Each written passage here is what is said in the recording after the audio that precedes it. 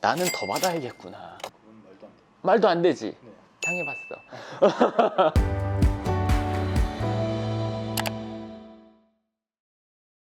네, 반갑습니다. 황선우입니다. 이번에는 지난 영상에서 잠깐 끝에 얘기가 나왔다가 다시 한번 이 얘기는 길게 다뤄보는 게 맞을 것 같아서 그 주제에 대해서 얘기를 하겠습니다. 뭐였죠? 강남에 이제 빌딩 건물을 사면 네. 그거를 이제 재건축이나 리모델링을 해야 이제 시세가 조금 더 올라갈 수 있는 거예요. 최근에 강남구에서 이뤄졌던 3개월 동안 건물이 매매됐던 자료를 저희가 위치별, 주소별, 그리고 금액별, 평당가, 건물 연면적당 이런 것들을 다 분석해서 자료를 만들어 놨습니다. 그래서 그 자료가 필요하신 분들, 건물을 사려고 하는 분들은 그 자료 한번 보시면 도움이 되실 거예요. 그 자료가 필요하신 분은요, 연금형 부동산 연구소 카페 공지글에 보시면 제가 그 자료를 올려놨으니까 다운받아 보시면 도움 될 것 같습니다.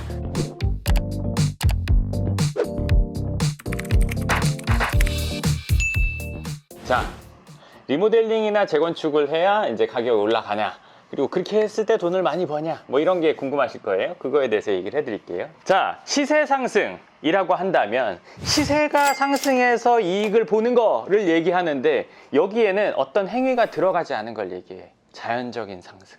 갖고 있는데 가격이 올라간다. 네. 예를 들어서 금을 사서 갖고 있어. 가격이 오르고 내려가고 있지. 그건 내가 뭔가 한 게 아니지. 시세가 그냥 움직이는 거잖아. 내가 아파트를 샀어. 뭘 해야 올라가나? 아니요.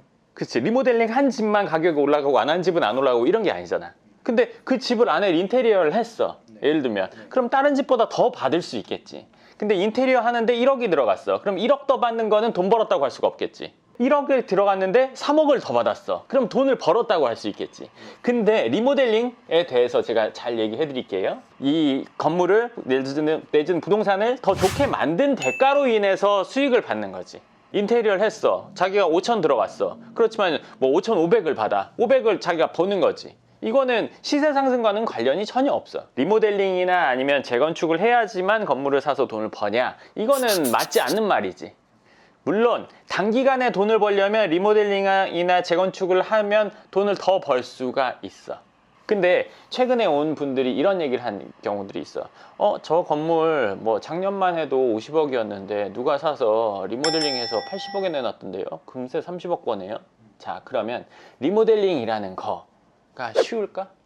쉽진 않을 것 같아요. 그냥 생각하면 리모델링 업자 써가지고 이렇게 고치고 하면은 간단할 것 같고, 신축도 그렇게 생각할 수도 있어. 하지만 신축이 어렵다는 건 어느 정도 알아. 왜냐면 사람들이 건물 한번 지으면 10년 늙는다 이 말을 알고 있는 분들이 많으니까. 그럼 리모델링은 과연 이거보다 훨씬 더 쉬울까?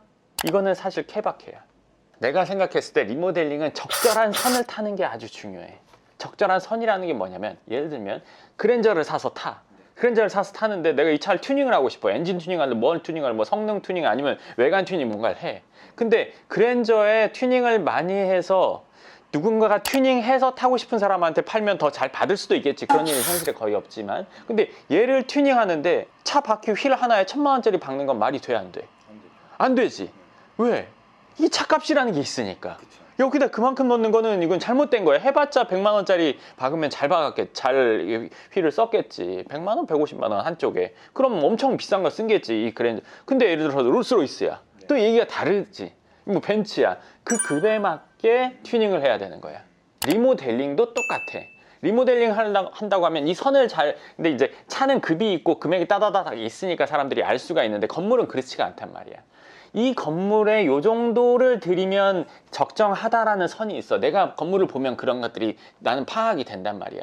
여기는 요런 정도를 해야 되고, 여기 건물 외벽하고 내부는 이런 정도 하고, 엘리베이터를 넣은 다음에 요 정도 엘리베이터를 넣고, 외벽은 어느 정도를 하고, 전체 금액이 이 정도 들어갔을 때 이게 손해나지 않는 선이 될 것 같다. 손해나지 않는다는 건 뭐냐면, 예를 들어서 100억짜리를 샀어. 리모델링을 10억을 썼어. 그러면 10억을 썼는데 100억짜리가 시간 지나가지고 올라간 거 어쩌고 해가지고 근처에 거는 100억짜리 130억 됐어. 그럼 내 거는 140억 받기면 웃기잖아. 그럼 145억이나 150억은 받아야 뭔가 내가 한 의미가 있지. 그치? 그러려면은 10억을 넣으면 20억을 더 받을 수 있다. 내지만 6억을 넣으면 10억을 더 받을 수 있다. 이 선이라는 게 있단 말이야. 근데 그 선에 맞게 리모델링 비용이 책정이 돼야지. 그렇지 않고 무턱대고 많이 들어가면 그 금액이 잘못하면은 내가 기대했던 수익이 안 나는 경우도 있어. 그리고 리모델링을 한다고 치면 리모델링을 하려면 일단은 적어도 뭐 10년 된 걸 갖고 하지는 않지 보통 25년 이상 된 걸 갖고 리모델링해. 물론 특수한 경우에는 뭐 20년 안쪽에 된 거 리모델링 하는 경우도 있어요. 뭐 겉에가 너무 오래된 그러니까 금방 허름해지는 외관을 갖고 있다거나 뭐 이런 거는 그 전에 것도 할 수 있는데 보통 25년 넘어가야 리모델링을 한단 말이야. 근데 리모델링을 할 때도 세입자들이 있는 상태에서 리모델링 할 수도 있어. 겁나 불편하겠지. 그리고 내부 하기는 어렵겠지. 근데 이제 뭐 1층 상가 같은 경우는 있는 상태에서 하기도 해. 근데도 기본적으로 리모델링을 하려면 세입자들을 대부분 내보낸단 말이야. 왜냐면 있는 세입자들을 그대로 내가 리모델링 하고 나서 그 세입자 그대로 놓을 거면 리모델링 할 필요가 없지. 그대로 월세를 받을 거면 리모델링을 통해서 월세를 상승시키기 위해서 하는 거란 말이지. 그러면 있는 세입자들은 나가고 새로운 세입자들을 들이면서 더 높은 월세를 받겠다. 층별이든 통임되든 마찬가지. 그럼 이 내보내는 과정을 명도라고 하는데 세입자를 내보내는 과정. 이 명도라는 과정이 매우 힘들어. 안 해본 사람은 그거 임대기간 만료된 사람들 그냥 나가겠지. 뭐 이사비 좀 주면 나가겠지. 그렇지가 않아. 뭐 용산에 예전에 이게 되게 옛날 일이긴 한데 재개발한다고 했더니 거기 있던 판자촌에 있는 분들이 막 가스통 갖고 와서 막 난리치고 안 나가고 왜 안 나갈까? 그건 심지어 자기 집도 아니었어. 많이 받으려고. 어떤 비용을 주면 나가는 경우도 있고 얼토당토하는 금액을 원하는 경우도 있어. 월세 30만 원 내는데 월세가 30만 원 그것도 몇 개월 연체해가지고 보증금도 많이 까졌는데 이거 리모델링 하려고 이제 나갔으면 좋겠다 했을 때 이사비 1억 주세요. 이런 경우가 그러면 그건 말도 안 되지. 네. 당해봤어. 얼마 전에 오신 분도 실제로 그런 상황이었고 이거는 월세가 적을수록 더해. 싼 월세인 그 가게나 집일수록 명도가 힘든 경우가 많아. 계약 기간이 다 됐는데도 안 나가요. 무턱대고 내보낼 수가 없어. 명도 소송을 해야 돼. 만료내도 버티면 어떻게 하기가 곤란해. 만료됐는데 안 나가면 어떻게 할 건데? 강제로 막 다 끌어내? 안 돼. 계약 기간 끝났습니다. 나가세요. 안 나가. 뭐 강제 집행. 그게 명도 소송이야. 내가 들어가서 꺼낼 수가 없다고. 문 열고 들어가면 주거 침입이야. 불법 침입이야. 명도 소송이야. 그렇기 때문에 이 과정을 겪는 게 상당히 어려워. 힘들어. 잘못해서 감정이 건드려져 버리면 그건 해결이 안 돼. 예를 들면 어디 지나가다 보면 건물이 막 다 나갔고 막 X 쳐놨는데 하나만 안 나가고 있고 막 이런 경우 있지. 감정으로 될지 좋게 될지 이거는 내가 어떻게 대처하냐에 따라 천차만별이야. 저 사람 뭐 저 건물 사가지고 뭐 간단하게 리모델링해서 뭐 예를 들어서 몇십억 벌어 해보면 이게 그 가치가 나는 더 받아야겠구나 이렇게 생각할 수 있단 말이에요. 내가 예전에 가죽공예를 배워본 적이 있는데 내가 가방을 만들려고 예전에 한번 얘기했는데 열쇠고리 만드는데도 이게 1, 2주가 걸려. 그래서 명품 가방이 싸구나를 알았어. 왜? 저거 내가 만들려면 2년이야. 근데 2천만 원? 저거만 만들어서 내가 저걸 2천만 원 받으면 1년 난 뭔데? 적어도 6개월은 만들어야 될 것 같아. 해보면 알아. 근데 쉽게 그냥 명도 해가지고 저 리모델링 했으니까 뭐 그렇게 비싸게 받는데 그럼 나도 리모델링 하면 되겠네. 이렇게 접근하는 거는 사실은 지금 내가 가방 싸게 하려고 그거 내가 직접 만들겠다. 그거나 비슷하거든. 근데 리모델링이나 신축을 하면 자연적인 가치 상승, 뭐 시세 상승보다는 더 득을 볼 수 있는 건 맞아. 그러니까 내가 그거를 업으로 해보겠다. 내가 거기 자신 있다. 그러면 해보는 건 맞지만 그렇지 않으면 이거는 사실 쉬운 과정은 아니야. 건물을 매도하는 사람이 명도를 해준다 하는 조건이다. 그러면 해볼 만해. 그러면 이제 이 사람이 명도를 해주는 조건의 가격, 매도 가격, 명도를 사는 사람이 할 때의 가격이 달라. 차이가 적게는 몇 억, 1, 2억에서 많으면 5억, 10억까지도 나. 큰 건물이면 더 나기도 해. 그 세입자들한테 얼마씩 줘야 되는 걸 알고 그 노력의 비용 어느 정도 금액까지 따져서 이 금액이 차이가 나. 근데 싸다고 해서 무턱대고 그냥 딱 사버리면 그 뒤에 명도가 안 되면 그냥 이렇게 달려가는 거야. 달려간다는 게 몇 집은 나가는데 한두 집이 안 나갔어. 전체 리모델링해서 내가 쓰려고 샀어. 전체 리모델링해서 내가 통임대를 주려고 했어. 그럼 두 집이 안 나가. 이 두 집 나갈 때까지 다른 세입자를 넣고 당분간 월세를 받을 수가 없어. 왜? 그럼 이 사람들 넣으면은 그럼 또 이 사람들도 임대 계약 기간이라는 게 있잖아. 물론 그렇게 됐을 때 화해조서를 받고 뭐 넣을 수도 있어. 근데 하여간 여기에 넣기가 애매해, 곤란해. 그러면 이 사람들 나갈 때까지 나머지 건물 비워두고 계속 대출이자 내는 거야. 마이너스 나는 거야. 그렇게 돼서 곤란한 상황을 겪는 건물들도 간혹 있단 말이야. 그렇기 때문에 이거를 뭐 나는 살 때 예를 들어서 매도자가 그걸 책임져 주는 걸 최우선으로 해. 그게 안 되면 웬만하면 잘 안 사.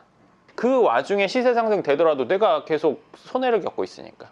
그렇기 때문에 매도자가 해주는 게 난 최우선이고, 우리가 만약에 한다고 하면은 이게 진짜 확신이 들 때 세입자들 뭐 예를 들어서 임대 내역 이런 걸 다 보고 이거는 우리가 그래도 어느 정도 해보면 될 것 같다 했을 때 하지. 그냥 무턱대고 얼마 싸니까 했다가는 그거는 오산 어려움을 많이 겪을 수 있어.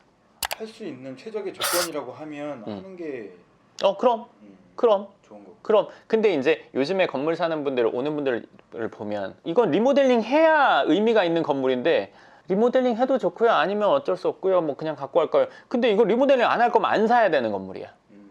근데 그런 건물을 살 때도 있어. 그러니까 내가 건물을 살 때는 어떤 목적인지에 따라서 해야 될지 말아야 될지가 정해지는데, 그거 없이 요새 건물 사야 된다니까 하면서 이렇게 사면은 내 목적에 안 맞는 건물을 사면 요게 해결해야 될 문제들이 많이 산적해 있는 경우들이 있어.